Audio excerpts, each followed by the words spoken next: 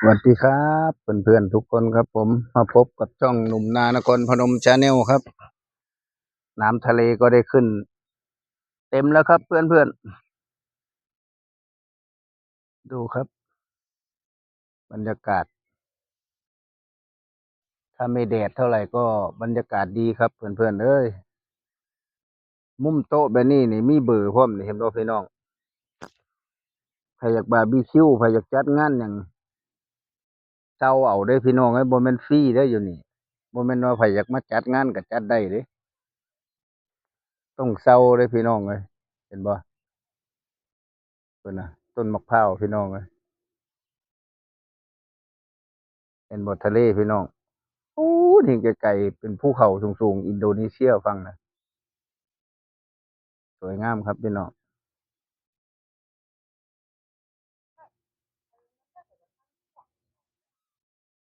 สวยงามเห็นบ่หม้องเพิ่นเลี้ยงปลาก็ยังเฮ็ดงามเท่าใดพี่น้องพุ่นน่ะเห็นบ่เห็นบ่หอยแมงภู่นี่บ่ให้เว้าถึงพี่น้องเอ้ยหลายคักหลายแน่ล่ะอยู่หั่นน่ะอืมสุดยอดของหอยทะเลงามๆพี่น้องเอ้ยลมพัดเย็นๆพุ่นน่ะไก่ก็ได้พี่น้องเบิ่งไก่เด้อหลายบ่ไก่ฮะอืมเห็นบ่ไก่ไก่หลายอยู่นี่พี่น้องเอ้ยอย่าว่าเป็นพันพุ่นน่ะไก่อยู่นี่พี่น้อง ผมมาถ่ายพามาเบิ่งต้นดอกกระโดนพี่น้องโอ้มางามแท้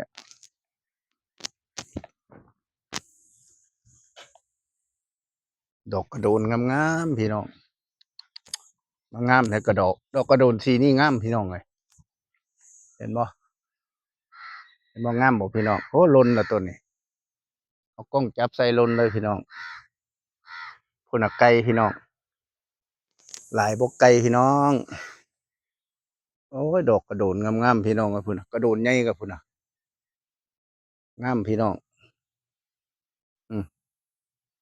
เห็นบ่พี่น้องสีชมพูงามขนาดพี่น้อง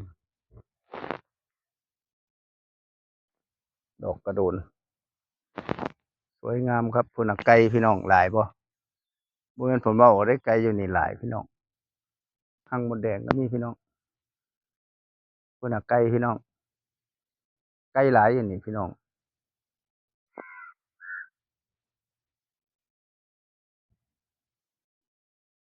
กาก็หลายโอเคครับ